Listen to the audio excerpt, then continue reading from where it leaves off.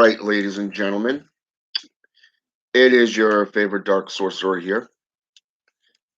And today I'd like to talk to you a little bit more about necromancy. Now, we know that necromancy has been practiced from everything from Babylonia to ancient Greece, Greek, Roman, Latin, communities, civilizations, and cultures down all the way into Egyptian. But we also know that they have been practiced in Slavic, Baltic, European, Germanic, and other European countries. Okay. But what I find interesting is that most individuals who discuss necromancy, spiritualism, or anything really doesn't get into a lot of details. Now, outside of the videos that I have done on necromancy and my journey into necromancy from the Mazajira Cabal system. Okay, since I got into that last year, it's been really taking up a lot of my time, and I'm enjoying the knowledge that is being derived from it. Getting into the folk tales and the old wives' tales of demonic activity and such, and so many other things that was previously unknown. Okay. But here's the kicker.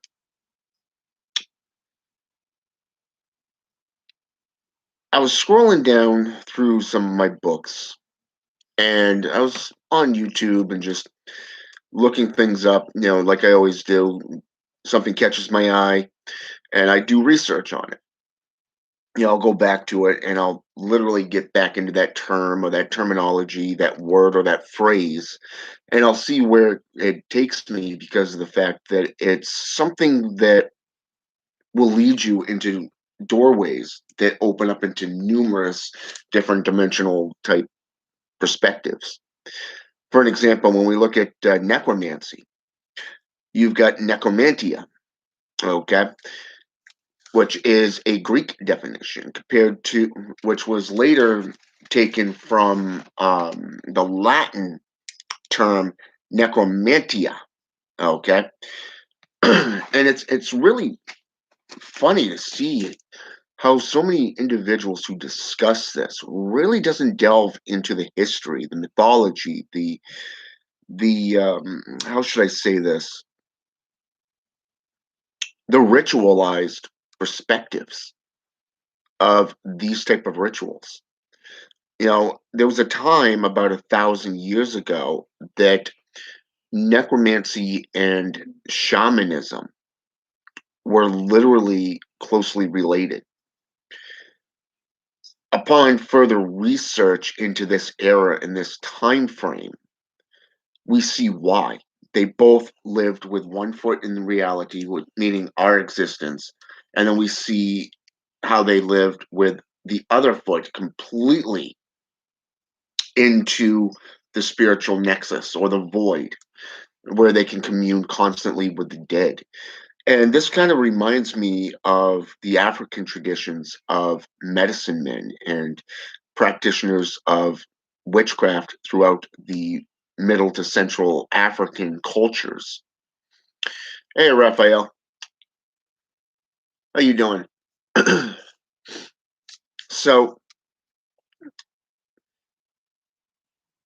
they were always, even in Viking lore, we see how warriors would go to a shaman or a witch to divine the perspectives of an outcoming of a battle, perhaps even a journey. Okay. Whereas in African traditions, we see where the king of a village would literally turn to the witch or sorcerer that's in that village to define what's going to happen for, like, say, a hunting trip or a a journey into another village, perhaps a battle. Okay, there's so many different aspects that have been employed and recorded over the years and the centuries that it's You can literally spend an eternal lifetime simply investigating these aspects of how these cultures lived. I mean, I could tell you, I got books um, on how they built buildings and stuff in ancient cultures like Egypt, Greece, Rome. Um, okay, that region of the world, and I can tell you even through my own studies into history. Okay, that there is so much that is not taught in school. There is so much that is not taught in college. Okay, you really want to learn about a specific topic like Nekyia, okay, which is actually the ancient Greece definition of necromancy. It's the most earliest definition that I've come across, just in that field where these practices revolved around a ritual. It was that brought forth a spirit into the physical plane for communing or divining purposes. Okay, and we've also seen where it's changed throughout history. Geshen, how you doing? Yeah, I can imagine living the dream. Depends on whose dream you live in, really. But but yeah, it comes down to seeing how things have evolved and changed throughout the eons through conquerization and domination and corruption and so much more within these forms of practices, these ancient practices. For an example, we know around the second century that the church, the Catholic Church, the Vatican, condemned anything to do with witchcraft.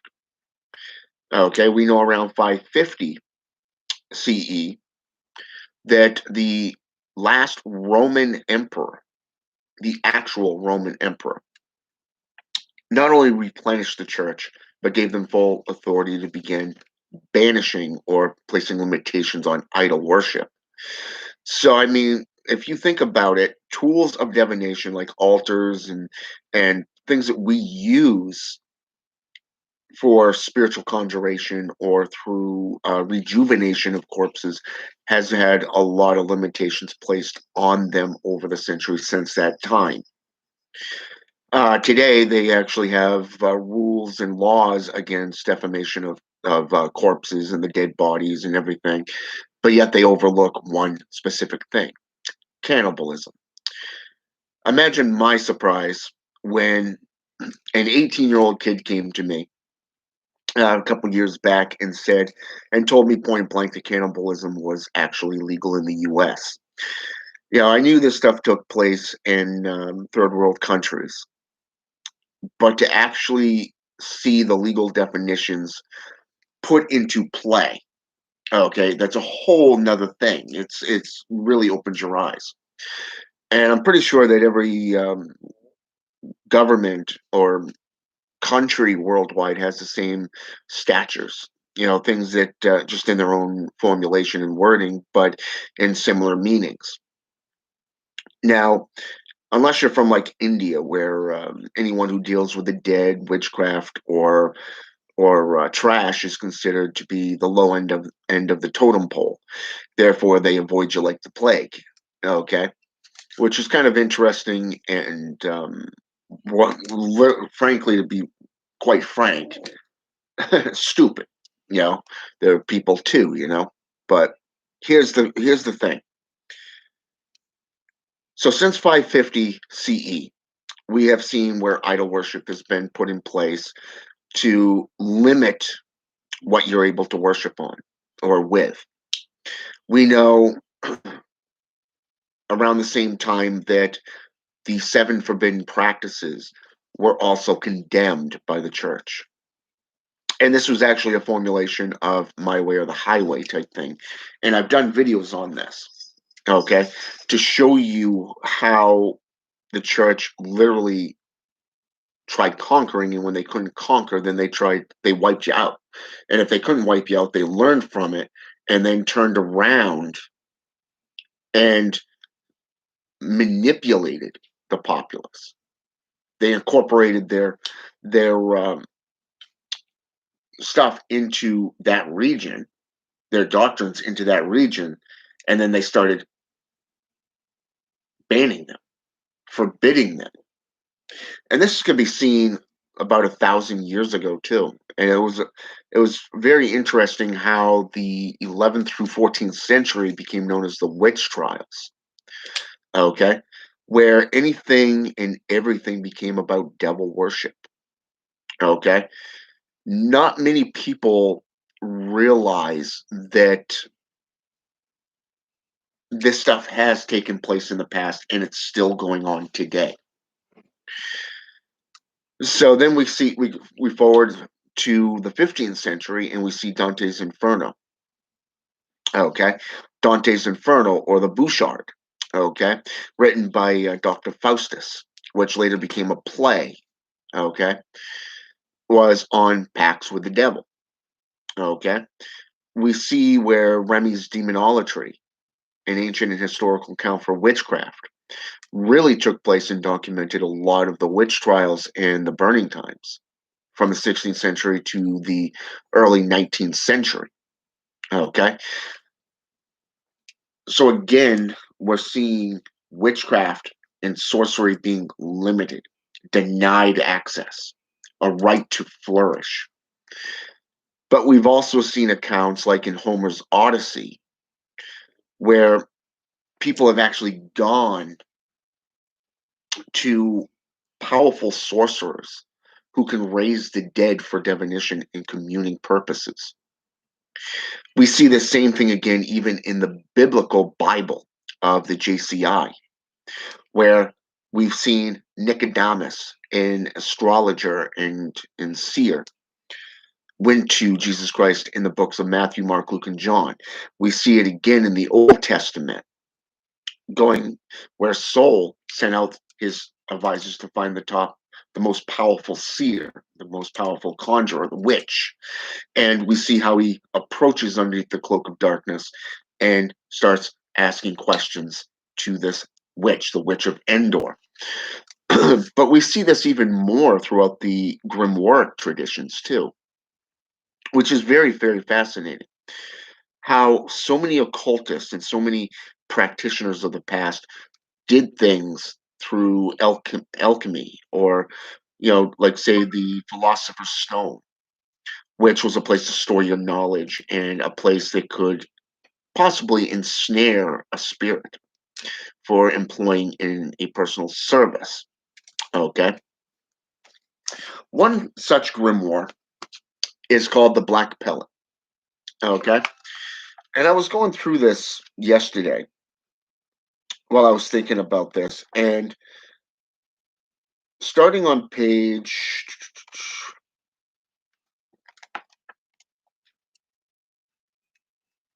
yeah, it goes right to page, yeah, 31 forward, has all these sigils. Okay, things that will allow you, if you've drawn them or you have them inscribed in the 7 rare metals, okay, such as that of Agrippa wrote in the 3 books of occult philosophy, which was actually added onto by Donald Tyson. Okay, and he made a 4th one. I want to say it came out like 6 years ago or something like that. It was like 6-10 years ago. So, and basically, a lot of these symbols you can actually find in the Clavicle of Solomon, be it the Minor or Minor Arcana. We also know that within the Goetia, okay, the Goetic spirits, the 72 Goetic spirits, which are also closely resembling the 72 Djinn, the infernal Djinn, through the Middle Eastern traditions.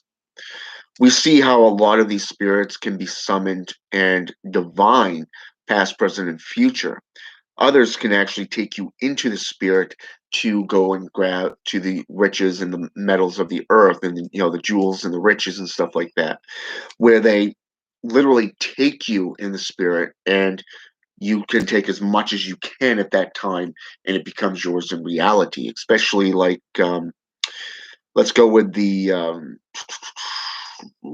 Grand Grimoire, or Grand Grimoire Red Dragon. Okay. We can also go into Peterson's Secrets of Solomon, the True Black Magic. We can go into things like, say, for an example, the Grimorium Vernum.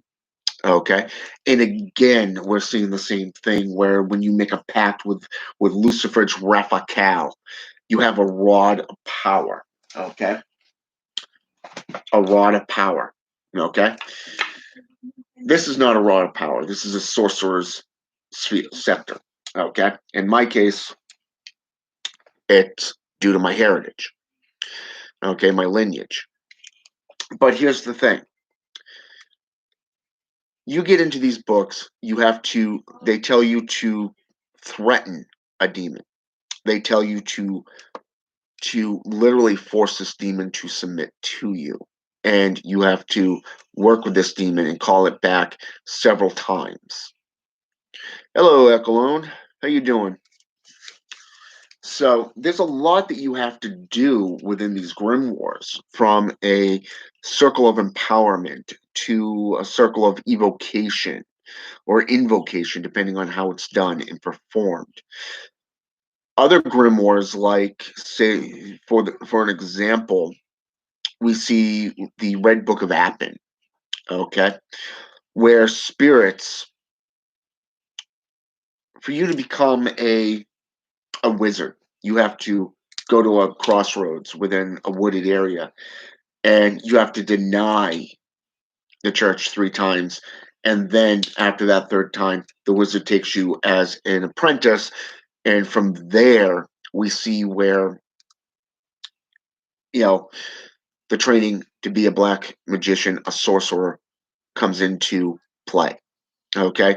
They use beings like Marduk, Astaroth.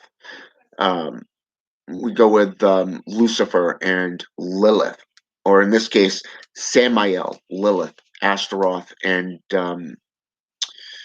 what is it? Trying to remember the fourth one in that circle there, right offhand, and it's not coming to me. So you watch, it's going to come back and bite me in the ass later. And I'm going to go, what the hell, dude? Why couldn't I remember that then? But yeah, and then, you get spirits, like I said, under spirits that are like Marduk. Now, Marduk, people forget that around the time of Babylonia, okay, Babylon, out by Mount Hinnom, we know that Aaron, the the head priest of the Aaronites, okay, created a calf. It was a graven image. But here we see Marduk associated with the Valley of Tears. Okay, he's known as the Prince of the Valley of Tears, and this is why. Because there are 2 instances, 2 different stories, 2 different methodologies that connect Marduk to human and child sacrificing. The first one is a big boiler, okay, sitting there at the Mount Hinnom, where corpses are tossed into. And this is because people are in a state of mourning. They're crying. They're mourning their dead. Okay, it's like mourning your parents, your sister, your wife, your husband, whatever. Okay, that's how he was originally seen. But when the JCI moved in, he became associated in a second and offshoot of this mythology, where he was seen as the Lord of Tears, the Prince of the Valley of Tears, and he was associated with child sacrificing, the burnt souls.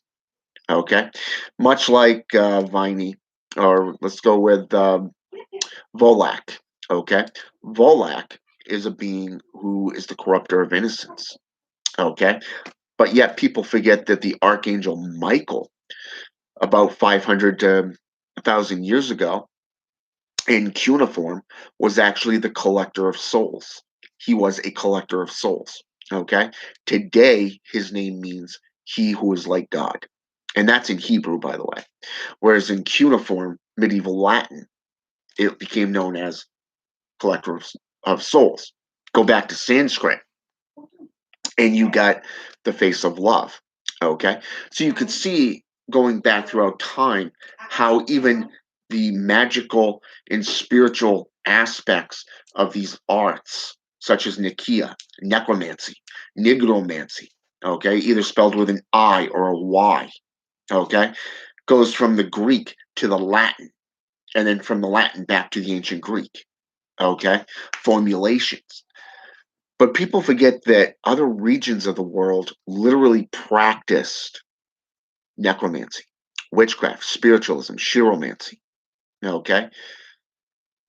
They performed them either through churches that have been abandoned, run down, um, forests, or where they won't be disturbed, or even graveyards, coliseums, even. Okay, where rituals can take place. I believe it was Arioch that wrote a book called the Five Books of Satanic Philosophy. Very, very good book. Okay, and I do recommend it. And he utilized alphabets like runes and stuff that were based off the Hermetic in Kabbalah, the Qliphoth, the Tree of Death. Okay, to make up the Tree of Death reading from a cartomancy read. Okay, which is kind of interesting because we all know that cartomancy later became known as tarot cards. Okay, and that really took off around the 16th, 17th century. Okay, really became popular once Eliphas Levi got a hold of it, White even, and then again in the future when you had Aleister Crowley. Okay, take it. And even today, a lot of people are telling you delve into cartomancy, delve into tarot card readings to get to know people, get to know the issues, get to know your spirits, your guides, and stuff like that.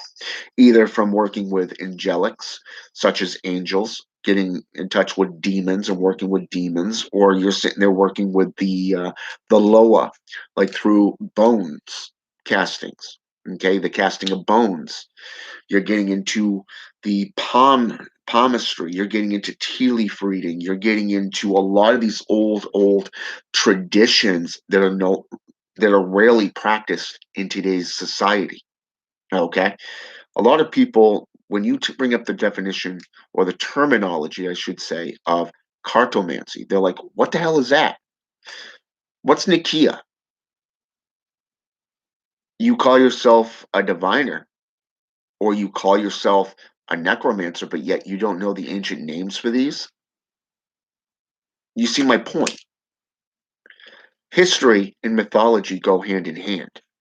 You got to know your mythology to know who you're working with, but you got to know history to know where it comes from. It's like working with the agents of death. Most people will deal with the gods from the pantheons, like the Norse, the Germanic, the Roman, okay, the Greek, or the Egyptian. They'll work with beings like Anubis, Hades, hell. But a lot of the times they forget about these other regions like Supe in Inca, okay, or Chernobog in Slavic, Scandinavian, even Baltic, okay, which is actually Ukrainian, all right, modern day Ukrainian, okay. A lot of people talk about and go by the Bible, and they talk about the Canaanite. Well, what if I told you that before they became the Canaanites, they were actually the Chaldeans, a race of people that literally mastered sailing by night. They mastered the Polaris stars, astronomy. They created Stonehenge both here in America and in England, and their capital city is modern-day Beirut, Lebanon, okay? Sits on a massive ley line that goes from Beirut all the way over into Salem, New Hampshire. Ironic that they mastered ley lines. They mastered geomancy, aeromancy, okay? They actually created maps on coins, which some of these coins are still around in museums today. The Vulgate Bible is the oldest known Christian Bible that goes back to the 16th century. However, most people don't realize that this Bible was actually a part of a bigger Bible, which is still the world's largest Bible today, that is sitting in the Poland Library Museum, known as the Codex Gigas, better yet known as the Devil's Bible. Okay? You have to know where things originate. You have to go back in history. You have to learn this stuff. It is not just accepting things at face value. In Nekyia, spiritualism is one of them. A lot of people today will put limitations on this stuff, calling it evil, calling it black magic. But back in the day, magic was magic. There is no black magic, there was no white magic. You go into Africa, you're going to see the same exact thing. For a long time, magic was magic. The law of the land, once that was implemented, black magic was associated with one village, white magic was another, and then in another, both was recognized. Okay? Nowadays, you get into Malawi, you get into Ethiopia, you get into the Congo regions. A lot of these tribes today, a lot of these cultures practice spiritualism through healing, working with the Loa. That's LWA, not the New Orleans version, which is LOA. Okay? Theirs is actually LWA. And you can actually see this in Haitian Voodoo as well. So it's very, very interesting to see how the laws of the JCI were implemented in these regions, and everything began to be denied, forgotten, destroyed through centuries of warfare, conquerization, power struggles. Even today we see the same exact thing, and we're seeing it again, even today. And it's a sad fact. So if you want to learn history, I would recommend something like The Discovery of Witchcraft by Reginald Scott. Okay? Get into the Black Pellet, get into the grimoire traditions, get into history itself and mythology. You know, one of the best books that I got was about a year ago, maybe a year and a half. Okay, was this one here, and it's called Phosphoros, and it was written back in and published back in I want to say 2011, and the first English was in 2013. Second, actually, it was actually 2012 all the way back to 2005, 2003. But Johannes Phosphoros actually wrote this, translated this into English around 2013. But he put in a lot of other stuff as well, which was very interesting. And this book was actually based off necromancy on a intellectual thought forum that really gets you thinking on a higher plane of existence. Very, very insightful, very thought-provoking, really. And I do recommend that you do this stuff, but don't take my word for it. Do it for yourself, okay? Not for some other. Just because somebody told you to doesn't make it so. That's just my personal opinion. But I I would recommend that you get into it for yourselves and learn for yourselves. Get into the different rituals, the different techniques, the different methods and tools that were used, the different perceptions that were used, from that of ancient Nekyia to, say, those done throughout the witch trials and the burning times. And look at the difference. Practitioners did this openly and publicly. And then when you see the church taken over, you see how three things were made apparent. Number one, here's one. The first thing was that only clergy could do it, okay? Because they couldn't get corrupted by the devil. Second, those that were sanctioned to perform magic, mostly white light magics for like healing purposes, were sanctioned by the church and was deemed legal. And then you have those that basically said, fuck you to the church. I'm going to practice whatever I want.